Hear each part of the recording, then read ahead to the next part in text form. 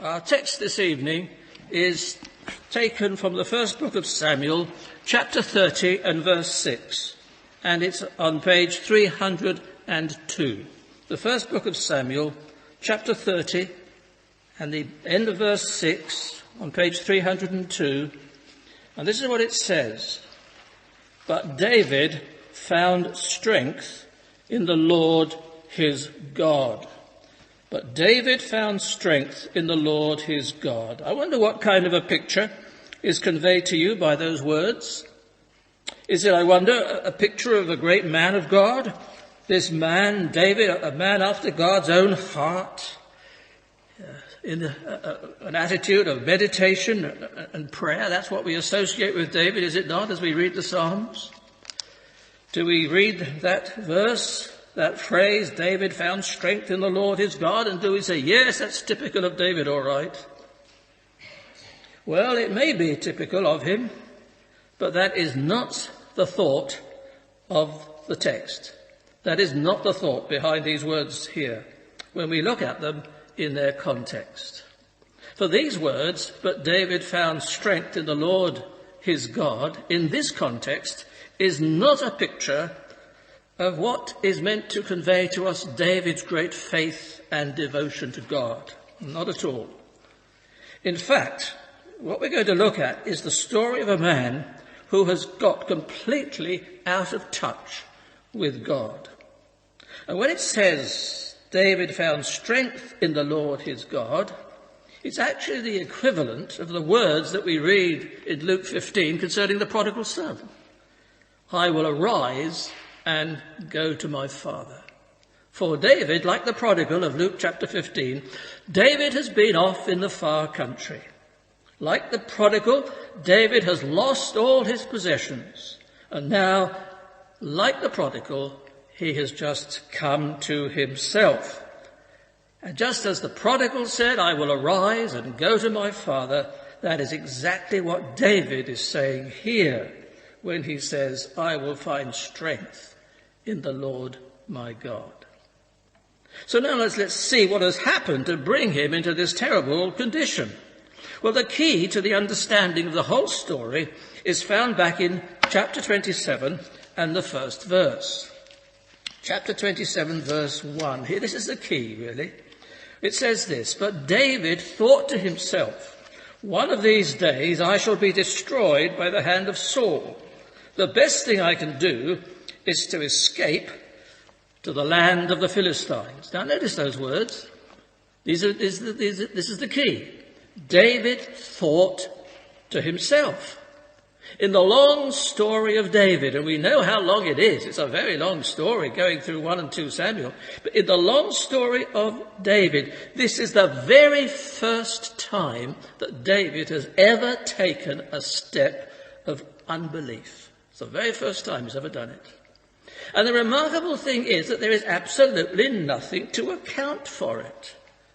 In the previous chapter, chapter 26 that is, for a second time, David has been remarkably delivered out of the hand of Saul, who wanted to kill him. Well, you know all about that, how Saul was hunting for him in the wilderness like a partridge being hunted, and how David hopped from place to place and so on. You know all about that. He's been wonderfully delivered time and again out of the hand of Saul, who wanted to kill him. But here, for some reason, and we don't know why, for some reason, David's faith has broken down. Up to this time, David has trusted the Lord completely, and God has never failed him. But now, as I say, for no apparent reason, David's whole disposition, his whole state of mind suddenly changes, and he thinks to himself, well, the best thing I can do is to escape to the land of the Philistines. Notice that phrase, he thought within himself. He didn't ask God about it. He didn't consult God at all. And this is immediately, we can see that something has gone out of his life. Can this be the same man who wrote Psalm 23, who said, the Lord is my shepherd, I shall not want? Well, this is what's happened, you see. Now, what do we say to this sudden breakdown of David's faith? Well, the first thing is that it was dictated by worldly expediency, worldly wisdom. You see, what David did, he looked at his circumstances and suddenly he panicked. Perhaps he listened to the counsel of his men, and they had followed him because he was a man of great daring and courage. But perhaps his followers had no real sympathy with the deeper side of David's life. I mean, his faith, his devotion to God. And the lesson for us is that we must never allow ourselves to be dictated to by the counsel of ungodly people. And certainly we need to learn not to panic under pressure, but to be still and to be calm and to wait upon God. We must never, as David did here, say to ourselves, this is what I'm going to do. Rather, we must wait on the Lord to let him show us his way and his will. Secondly, how dishonouring David's action was. You see, God had repeatedly told David, promised David, in fact, that he would be king one day. You remember that the oil had been poured over his head by the prophet Samuel. How impossible, therefore, it would be for God to lie, for God ever to break his word. And yet here, David is saying, in effect, I'm beginning to think that what God has promised, he won't be able to pull off. The situation is so desperate, he thinks, that unless I take matters into my own hands, then Saul will surely kill me. Look at that first verse again. David thought to himself, one of these days I shall be destroyed by the hand of Saul. The best thing I can do is to escape to the land of the Philistines. What a contrast that is with what he wrote in Psalm 25. Let me read it to you. He said this in Psalm 25. To you, O Lord, I lift up my soul. In you I trust, O my God. Do not let me be put to shame, nor let my enemies triumph over me. No one whose hope is in you will ever be put to shame, but they will be put to shame who are treacherous without excuse. Show me your ways, O Lord. Teach me your paths. Guide me in your truth and teach me, for you are my God and my Saviour, and my hope is in you all day long. That's what he said in Psalm 25. He wrote those words.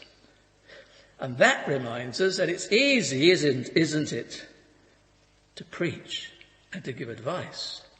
But it's rather difficult sometimes to practice it oneself when troubles come sweeping over us.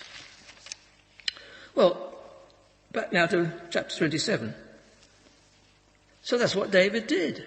He took himself off to the country of the Philistines in order to escape from Saul, who was hunting for him and who wanted to kill him. Now, at first it seemed that David had done the right thing, because when he went to the land of the Philistines, he went to the city of Gath, or Gath, whatever you like to call it. And he went to Achish, who was the king of Gath. And Achish, the king, received David with open arms. He was probably very pleased to have David and his formidable band of warriors as an addition to his own army. They would sort of tip the scales in his fight against the Israelites. And so David goes, and he goes to Gath, and he settles in the city of Gath. But being quite so close to the royal palace was extremely irksome for David. Why? Because he knew that Achish would be watching every move he made. He knew that so long as he lived in Gath, he would be under constant surveillance, everything he did. And so, pretending to be very humble, he went to Achish and he said this is verse 5. He said, my lord, he said, it's not right that we should be living here in the royal city with you. It would be much more fitting if we lived in one of the outlying towns. And do you know what? Achish, out of the kindness of his heart, said, by all means, he said, I'll give you the town of Ziklag. You can go and live there. And you can be certain that it was with a great sense of relief that these hunted men found themselves at last safe and secure in the shelter of their own homes, because they had been outlaws for 2 or 3 years in the wilderness with no fixed abode whatsoever. So here they are. They'd been in this constant danger, on the run all the time from Saul's men. Whenever they heard a leaf rustling or a movement in the thicket, it might have been the giveaway sign that Saul's men was about to pounce. But now they enjoy 16 months of peace and safety as they settle down in the town of Ziklag. For we read this in verse 4, when Saul was told that David had fled to Gath, he no longer searched for him. But in order to keep Achash's confidence and his friendship, David had to pretend hostility toward Israel. And therefore, in order to pretend hostility to Israel, he had to embark on a policy of deceit and indeed of cruelty. He led Achash to believe that he was carrying out guerrilla attacks on Israel. In fact, all the time, David and his men was actually carrying out guerrilla attacks on the Amalekites. And then, to prevent Achash discovering the real truth, David cruelly put to death all those Amalekites whom he had attacked and plundered, in case any of them should tell Achash the truth. And the fact that David brought back no captives from his raids on the supposed Israelites was assumed by the Philistines as further proof of his passionate hatred for his fellow countrymen, the Israelites. And so we read in verse 12 these words, Achash trusted David and said to him, he has become so odious to his people, the Israelites, that he will be my servant forever. So you can see that the behavior of David was quite and utterly unworthy of a true servant of God, let alone a man who had been anointed by God's prophet to be the king. You see, the secret is David was out of touch with God. And this was a barren time spiritually for David. During this period, he did not compose any psalms. The sweet singer of Israel, as he's often called, was silent during the whole time that he lived among the Philistines. Indeed, how could he sing the Lord's songs in a heathen land? So he was out of touch with God, and he was on a very steep downward slope. But worse was to follow. So far, we've just covered chapter 27. So now we move into chapter 28. And we read in chapter 28 how, once more, the Philistines began to muster their forces to attack Israel. And Achish summoned David and his 600 men and told them that they must join his army and they must assist in his attack on Israel. Let me read to you the first two verses of chapter 28. And this will bring home, I hope, the drama of the position that David is now in. This is what it says. In those days, the Philistines gathered their forces to fight against Israel. And Achash said to David, you must understand that you and your men will accompany me in the army. And what's David's reply? Verse 2, David said, then you will see for yourself what your servant can do.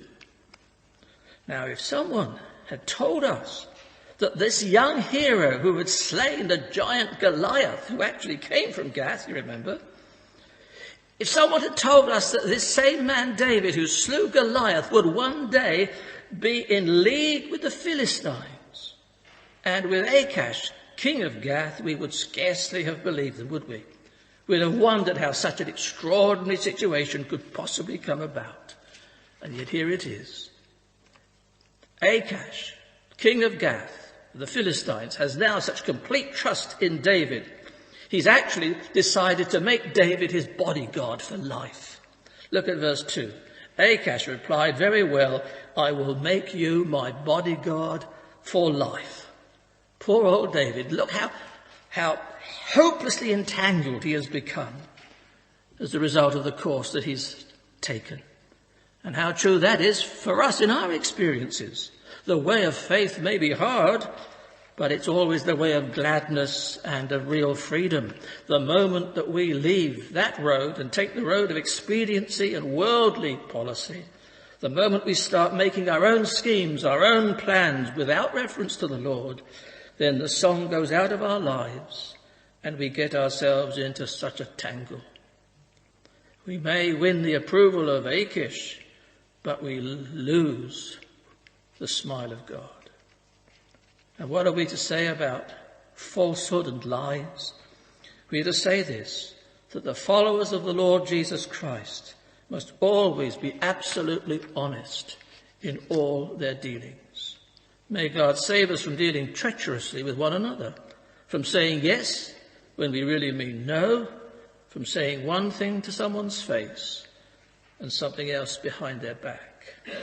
May God make us absolutely straightforward and absolutely above board in all our dealings. No one who ever names the name of Christ, who trusts in God, should ever be tricky. Faith and trickiness never go together. Deceit and falsehood should never be found in a follower of Jesus Christ. Well, God loved David too much to allow him to go with Achish and to fight against his own people. And so now we come to chapter 29. The rest of chapter 28, by the way, is taken up, of the first two verses, the rest of chapter 28 is taken up with the incident of how Saul went to the witch of Endor to consult. Remember that. Now we come to chapter 29, and we see how God intervened and saved David at the 11th hour on the very eve of the battle. He saved David from the desperate position he'd got himself into. You see, how he did it was this. When the lords of the Philistines saw that David and his men were in their army, they objected. And they said to Achish, look, they said, we've got no faith in this fellow David, even if you have, they said. How can we be certain that in the heat of the battle he won't change sides and begin fighting on the side of Israel against us? And they refused point blank to go to battle unless David and his men were made to go and to return. So David and his 600 men were drummed out of the Philistine army, dismissed from the battle against Israel, and you can be certain that they were mightily relieved. They had much lighter hearts when they set out to return to their hometown of Ziklag. It took them 3 days to get back to Ziklag, and as they approached the city of Ziklag, David's troubles began all over again, because the city was on fire. Smoke was rising from it like a furnace. Ziklag, you see, was, as I reminded you, where David and his men had settled, but not only the men had settled, but their families had settled there, and their children had settled there. They had homes there. When David and his men reached Ziklag, nothing remained except smouldering ashes of what was once their home. Not a single soul was left to tell them what had happened. The place was deserted. Women and children, flocks and herds, household goods, everything had gone. In fact, what had happened was this. The Amalekites, now we saw earlier that David had been carrying out raids on the Amalekites. The Amalekites had heard that David and his men had gone off in the Philistine army, and they thought they were away. So they had come and they had ransacked the whole city of Ziklag, and they had taken captive and spoiled, plundered everything in the city. And David and his men, they came back, they saw the city of Ziklag going up in smoke, everything gone. And they stood looking at this terrible scene of desolation, and they were filled with overwhelming sorrow. And it says they lifted up their voice and they wept until they had the strength to weep no more. That's verse 4. And then around him, David began to hear the cries of his men. One of them said, my wife is gone, my children are gone, and it's all your fault, David. You've brought all this upon us. And then, verse 6, some of them even threatened to stone him. It was the moment of great danger and anxiety. But that was the moment that brought David back to God. For that is exactly where our text occurs. It's at that moment that we read, but David found strength in the Lord his God. At last, like the prodigal, David had come to his senses. Standing there amid the ruins of Ziklag, David's eyes suddenly opened and he saw in a moment everything clearly. This, he said to himself, this is the result of all my scheming.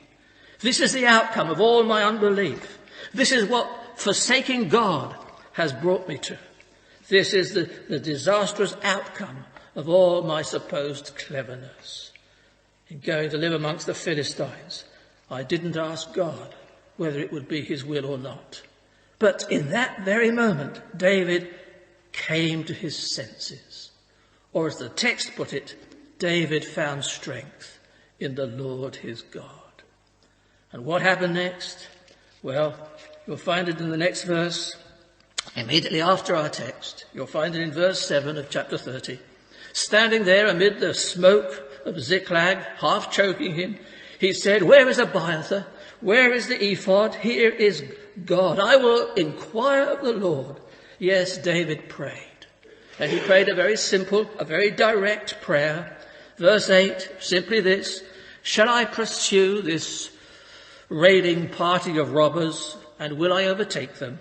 And the answer to the prayer was clear and definite. The answer was certainly, pursue them. You will overtake them, and you will succeed in the rescue.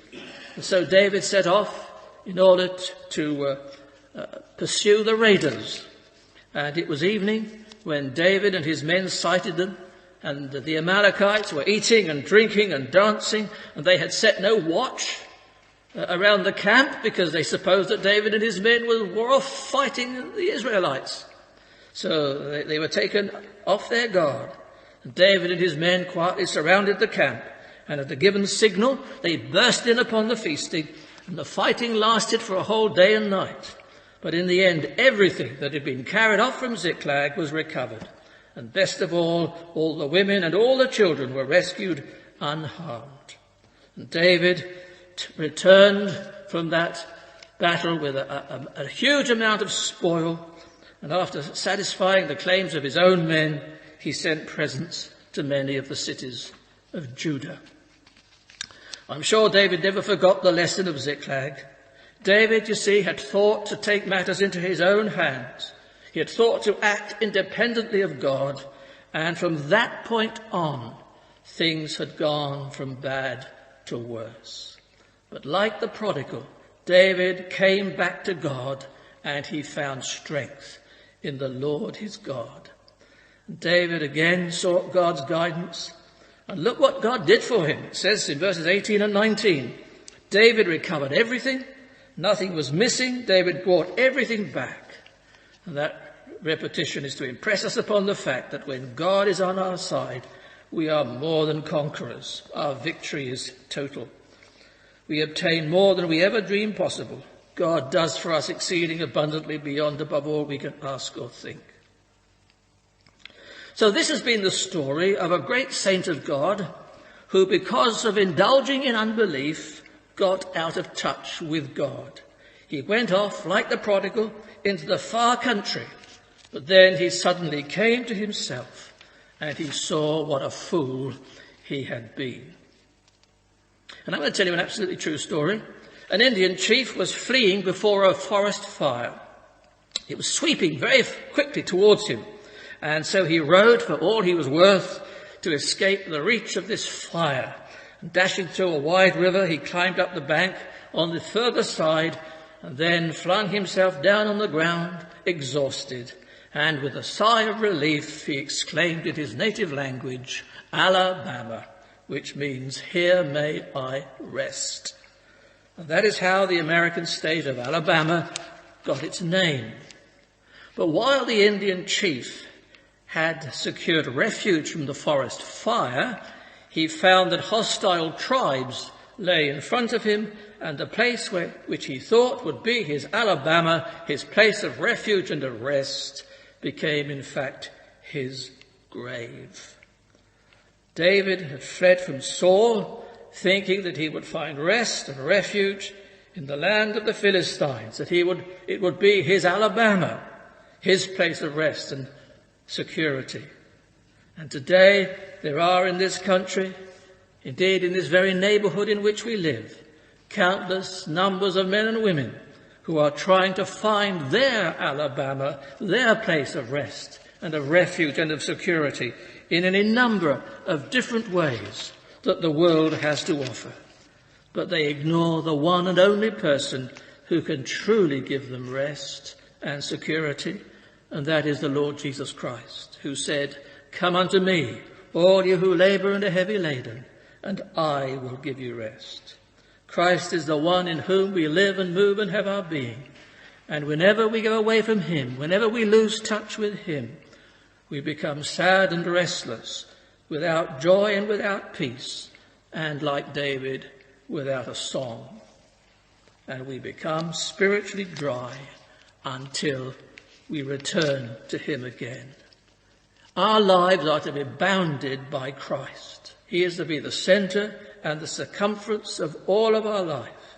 We must never go and seek to go outside of him.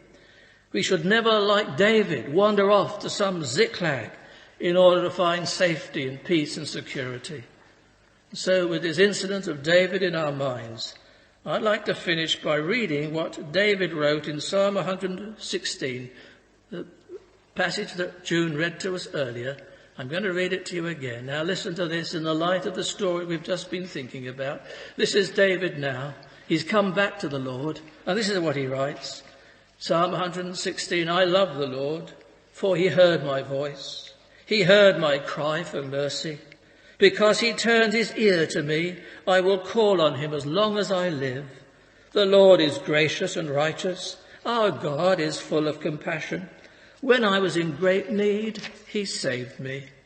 Be at rest once more, O my soul, for the Lord has been good to you."